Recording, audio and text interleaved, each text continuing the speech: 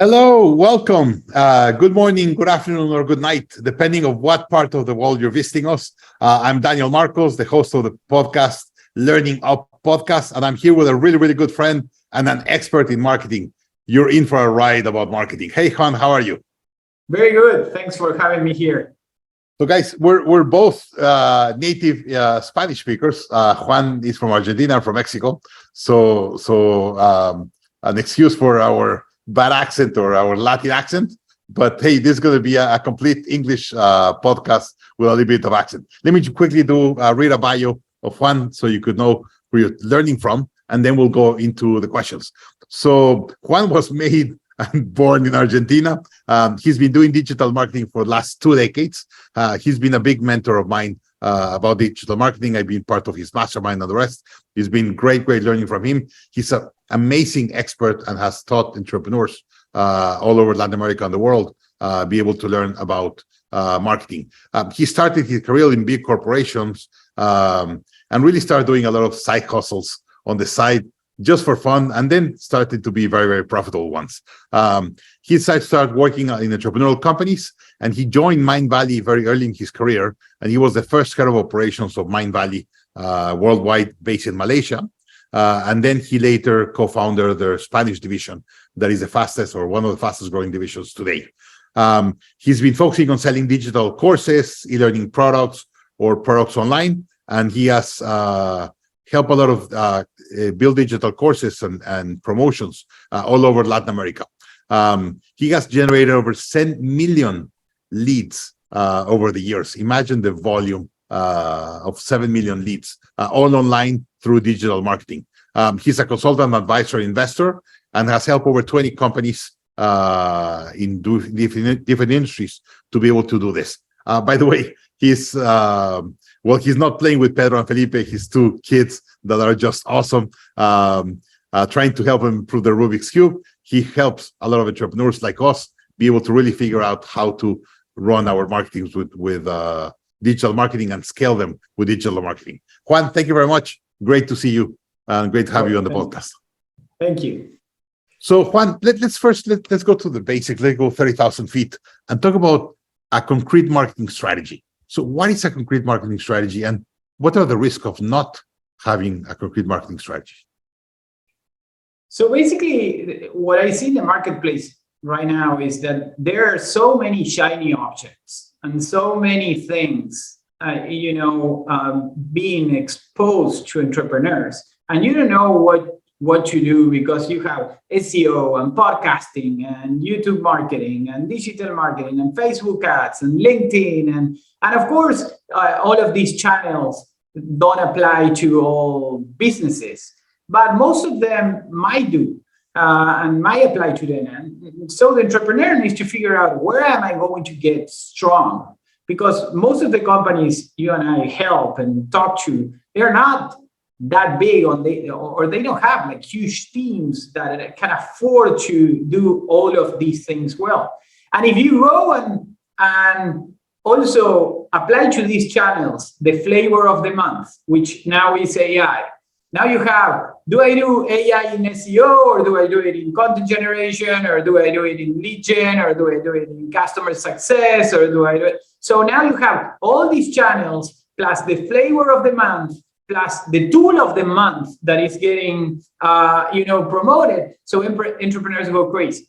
So to me, the social media of the month, we've been having everything coming out to us recently. Yeah, and to me is, okay, where are you going to get strong? Where your team is going to be strong? Where is your content going to be strong?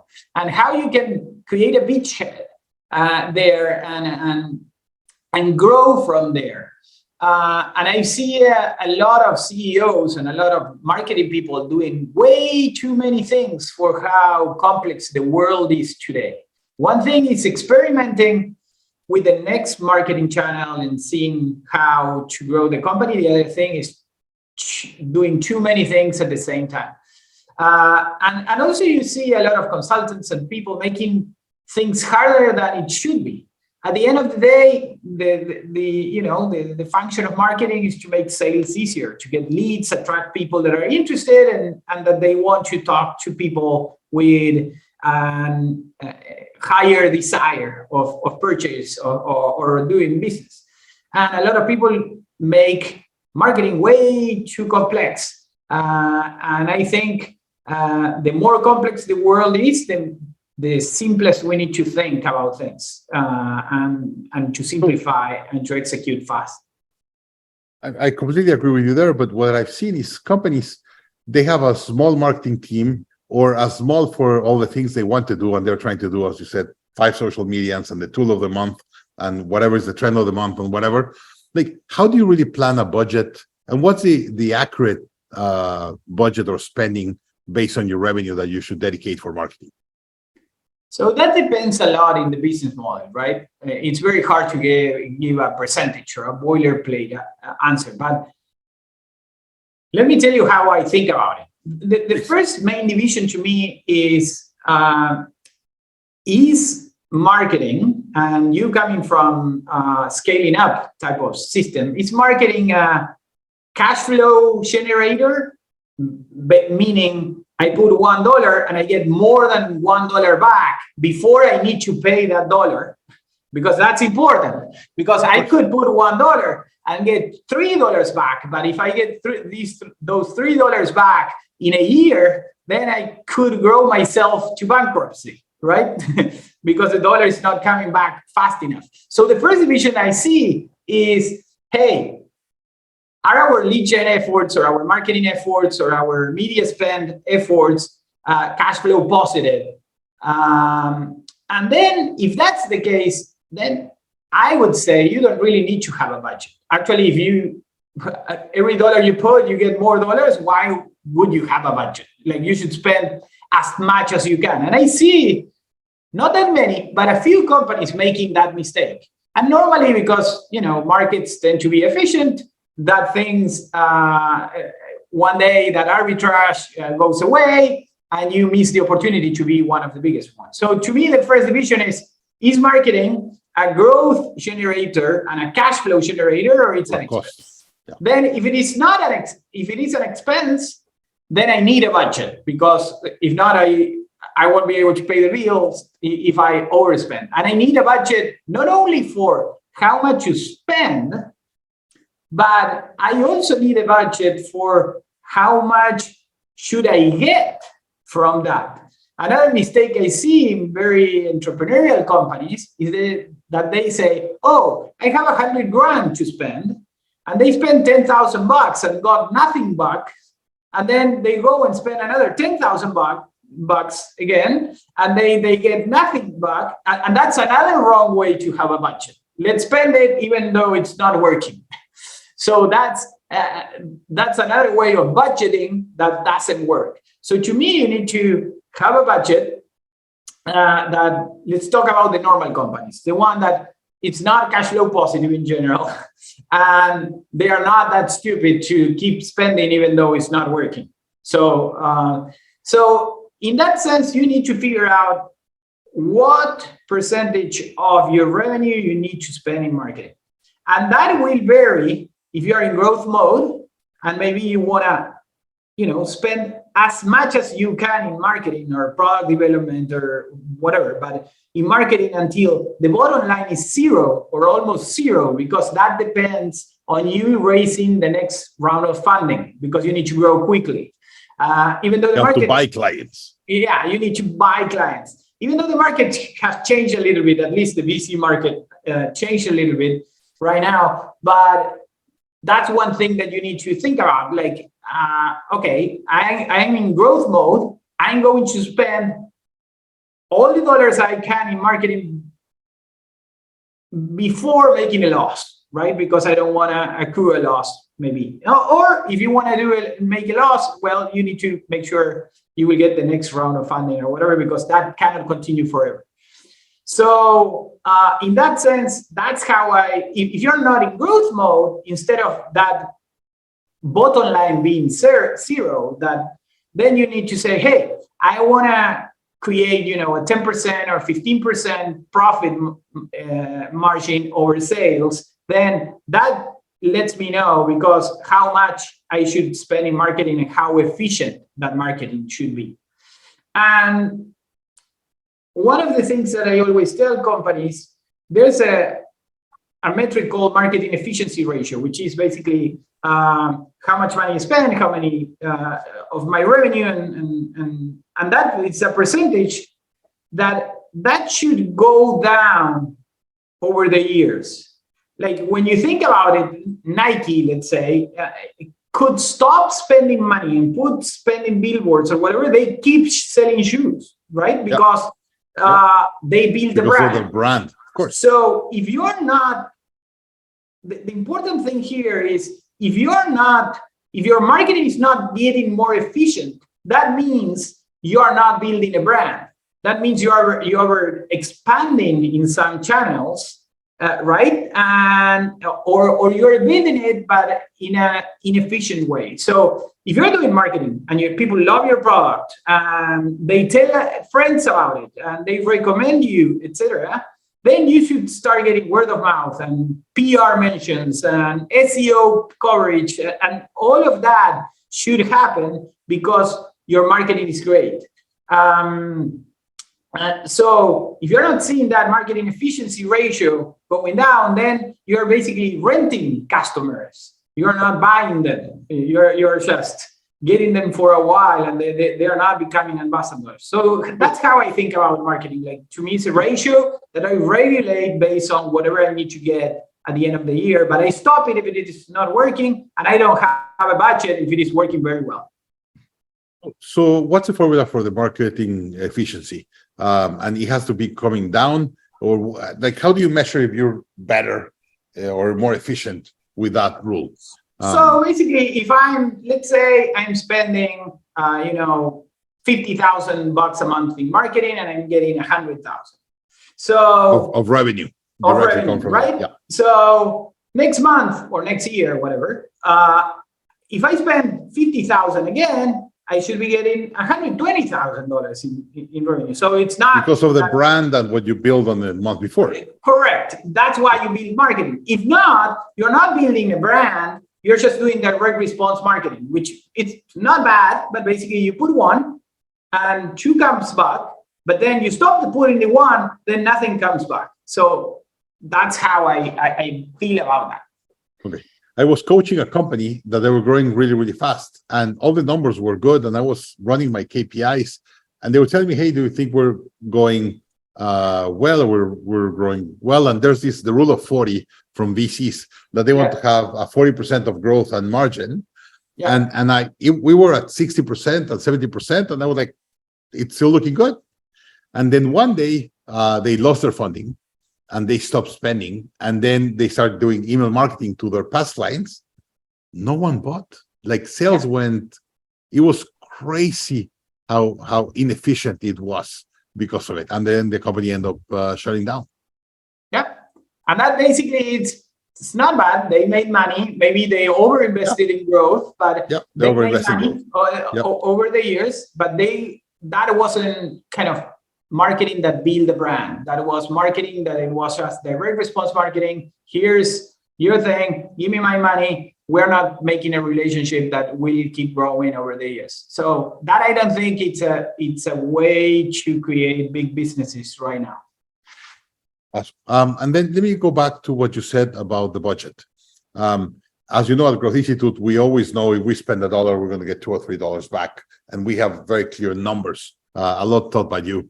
And when a company comes to me or an agency said, hey, what's your budget? And I was like, unlimited.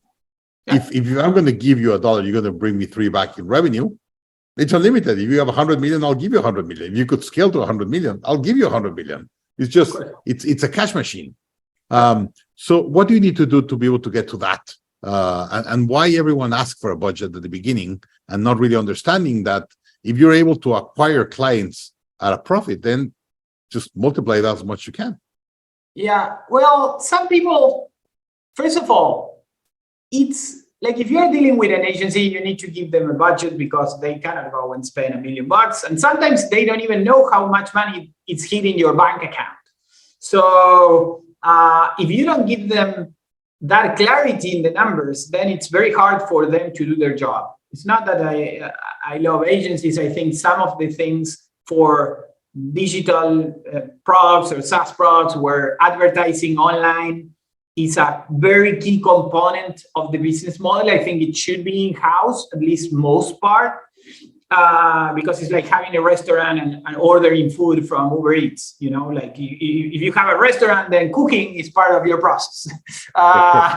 So if you're having a digital platform or a software or whatever, then acquiring customers online should be part of your process, unless you're an amazing product developer or whatnot.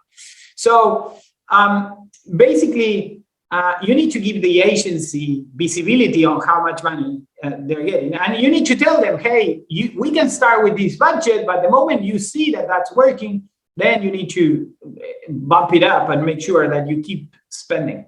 But then why people don't do it, that the thing of having a limited budget, is because one thing is saying, hey, yeah, just spend whatever you want when you're at 10,000. 20,000 and 30,000. I was at a time where, $600,000 were hitting my American Express every month. So I remember those. So that it's nice for the miles and for the points and whatever, but then it's like it's not the same driving our cars that driving an F1 car. You start getting scared, and you need to start paying attention for a lot more things, and the speed goes faster. So that's another reason why people don't do it. You need to get comfortable with those spends, and something can go wrong, and if it goes wrong, it goes very wrong very quickly, very fast. So that, I think, and the other is, to be honest, a lot of people underinvest a lot in tracking and understanding their numbers. And there's a lot of SMBs that do more than $1 million a year or $10 million a year, that you ask the business owner, show me your dashboard. And they don't have any. And that would be the equivalent of having an NBA team or whatever. And you say, hey, you cannot look at the scoreboard. How they are going to play if they don't know if they're winning or losing? So just go play. Yeah, do good, great play, and don't worry about the score. Yeah, no. So that's hard. So for those 3 or 4 reasons, I think people don't do it that way. So let's talk about dashboards. I advising a marketing company, a marketing agency in Phoenix. They do Moneyball for TV ads, and they are able to understand. Like if you say, hey, this ad costs you, let's say, $100 and gives you 1 lead, but there's another costs you $20 at 2:00 in the morning and gives you 1 lead, then they'll buy the $20. So they have an algorithm to do Moneyball with the TV ads. But you need to report the leads, and then if you sold to that lead and the size of the volume or that you do for that ad at that hour, so they could track it and be able to do it. So they track different ads with different phone numbers and web, but you need to be able to give them not just how many leads a day, the minute that you got it, so they could track it better. Yeah. So, but their clients, the ones that have that at that level, usually get them like 50% better buying rate than the ones that don't. Yeah. So it's clear of the importance of the dashboards, and as better dashboard you have, you're going to be able to do better marketing. Why companies don't do dashboards? Like when you talk to them and say, hey, why you don't have a dashboard? Why don't you don't track? What do they tell you? I think there are two or three things. First, people fail to recognize that we're in 2023. This used to be very difficult. Now it's not anymore. It's not difficult. Yeah. Now you have, even when you look at Looker Studio from Google, it's free. And you can set up a Google spreadsheet, and you can say, hey, every time my cash register rings, with Zapier, send that sale to a Google sheet, and then you can put a dashboard, and it's easy. If you don't know how to do it, you at least can draw it and do a video, and you can go to Upwork, or you can do it to Fiverr or whatever outsourcing platform you could go, and someone will build it for you for $500, $1,000. Like it's not very, very expensive. Of course, you can turn this into a data science project with, a huge platform or whatnot. But in reality, most companies that don't have any dashboard at all, they will be very well served by having at least the minimum things. How many leads I'm getting, what's my conversion rate, what's my average ticket item, what's my cash flow cycle. These are easy things to measure. Simple. Yeah. They should be normal and simple things. Okay. All right. So let me go to startups. You've worked with a lot of tech startups. You've advised 500 startups and a lot of startups that I've seen that you've done great things with them. What would you recommend a startup, a technology startup, a SaaS to do? What are the top 3 priority steps that they need to do to really build a good marketing strategy? So right now, the first thing, let's go to the basics that don't change. So basically is listen to your customers, make sure you build something people love, understand why people are leaving you, if they are leaving you, and try to fix those things. Have a lot of creatives to see which ones appeal the most to your most successful customers. Those are kind of the basic things that they were that way 20 years ago or 100 years ago, and they will keep being this way 100 days. But if I were to give one advice to the founders right now of startups, I would say jump into AI. This is not another, get curious and start using it and start playing, because this is not another one of another trend that it's I hold Bitcoin and I like crypto movement and whatnot, but this is not it. This is here to stay. AI will make a huge change, but it will allow you for the very first time to create really personalized experiences for your customers, and also for our kids at school, and also for us at the doctor and whatever. But let's talk about marketing. So before, when you visited my website, I needed to put a headline that was general enough because I couldn't do better. Or before, if I had 100 different clients, I will need to send 100 emails that look kind of the same. Maybe I say, hey, Juan, or hey, Daniel, and I will just change that thing. Now I can send a completely different email for the 100 people that they feel that it's personal.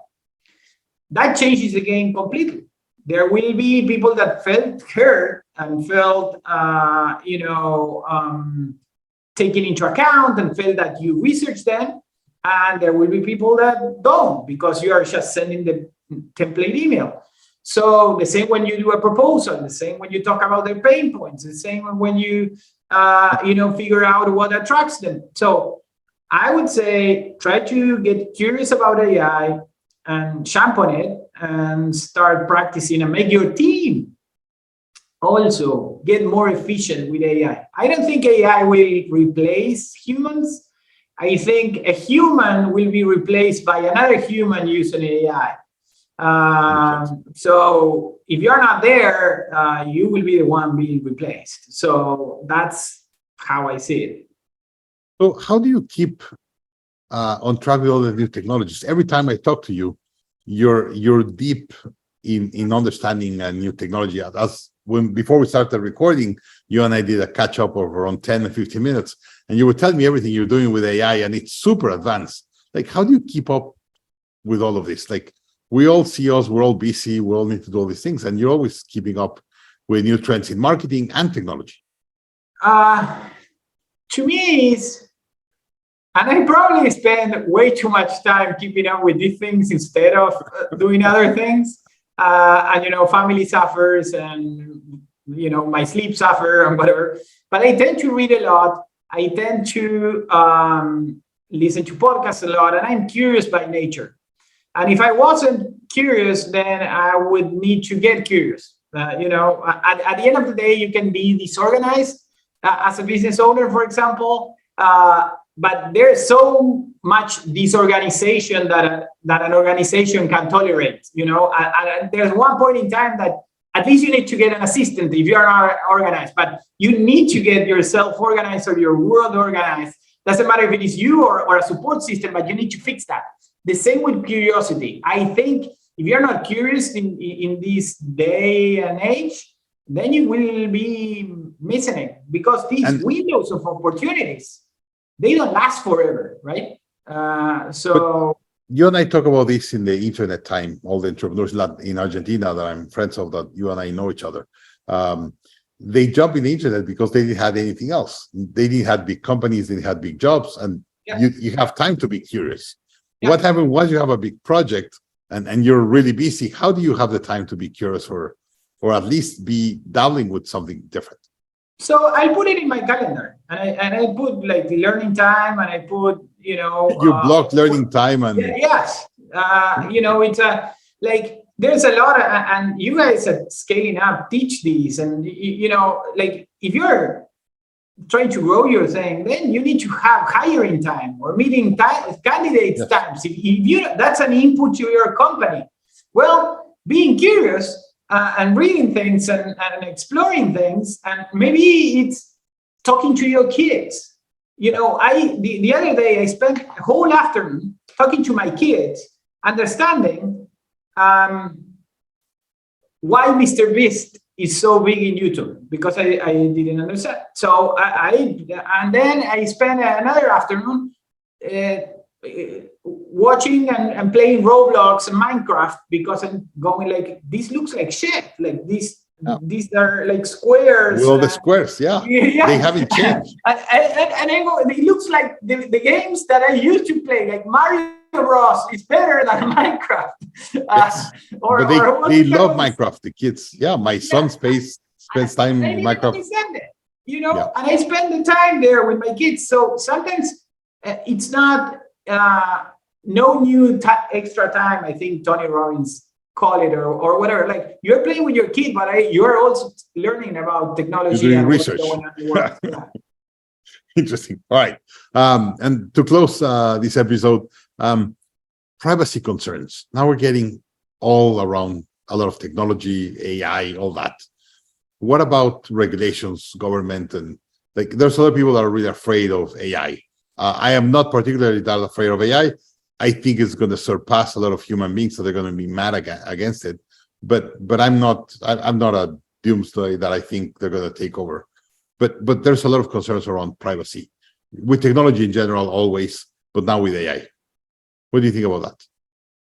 So I'm not that concerned about privacy. I think we've given away privacy when we started posting, this is what I'm having for dinner, and this is what I'm having for lunch, and whatever. Media, So in social media, I think that's when we decided to open a Gmail account, because it's easier instead of running our own server. And, whatever, like, I'm not that concerned. And you know what? I like being served ads that relate to me.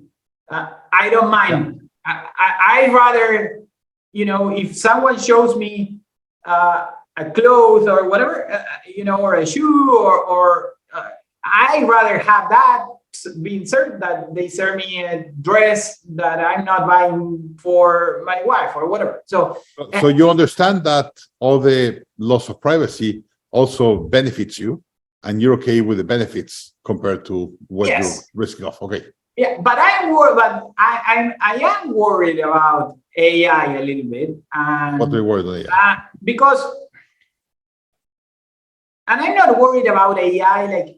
Like at the end of the day, if someone uses AI to do harm, then there will be also good people that use AI to defend from those that do harm.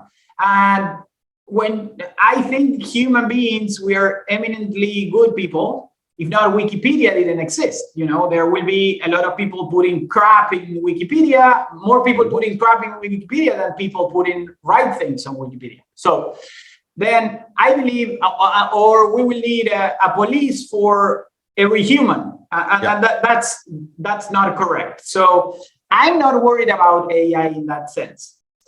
I'm worried about AI about specifically two topics. First, the rate of advancement in AI is way too fast and will replace jobs way too fast.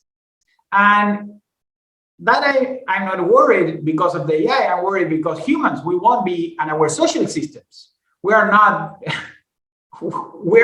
still arguing about, freedom of speech in Twitter based on whatever amendment that was done 100 years ago.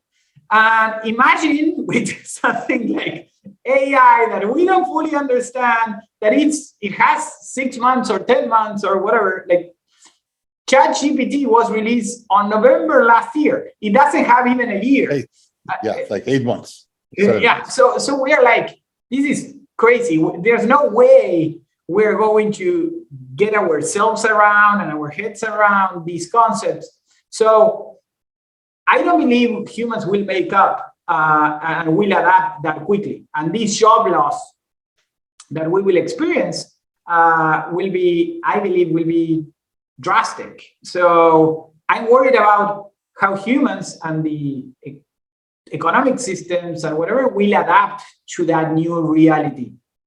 I think AI will be deflationary and will provide services and things that will be cool for the world, and it will be a net positive, but the adaptation period, I don't think will be easy.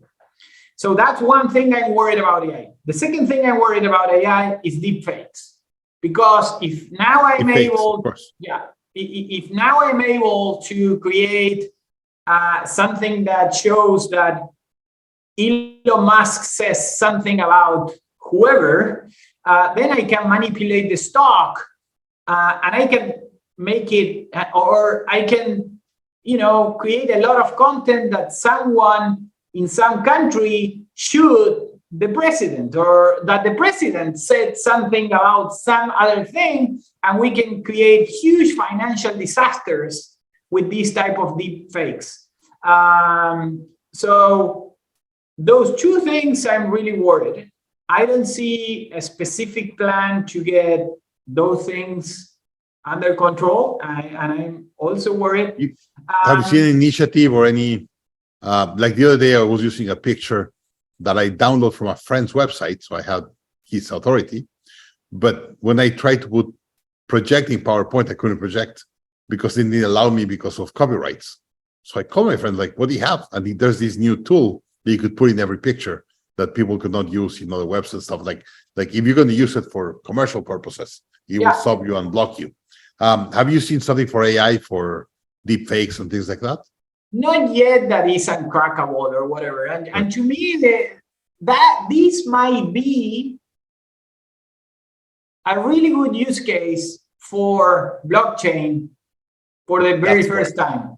Yes. Because if I could say, this is my username and this is whatever, and I created this, and we associate that blockchain identity or whatever to Elon Musk or to a president or whatever, we know that if it doesn't have that fingerprint, whatever we want to call it, then it's not real.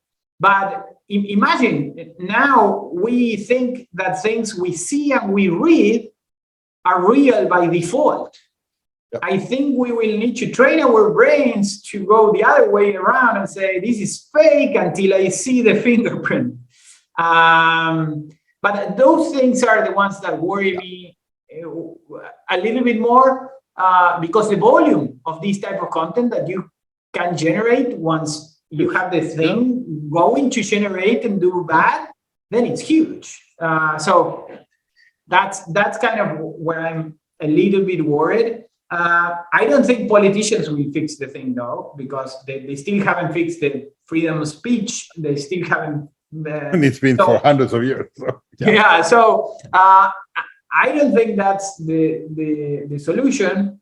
But well, it is what it is. I think the best we can do is to be informed and to put the power back to us and make sure that we do whatever it takes to kind of be careful, at least.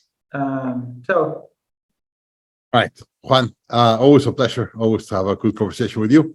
And I've seen all the impact you've done with the companies and how you've changed mindset, tools, systems, process, and what big of an impact you can do. And it's really understanding at the core what you've been explaining today, the marketing and what it's for, and the KPIs and the dashboards that really make difference. So thank you for that. A lot of entrepreneurs like me are very thankful to you for that. Thank you. All right, Juan, thank you very much. Thank you all. Hope you learned a lot. And hey, put it in your calendar, block your calendar for innovation, for do research. Technology is changing too fast, and it's a great way to keep on touch. Thank you. All right, Juan, thank you for everything. Have a great day. Bye-bye.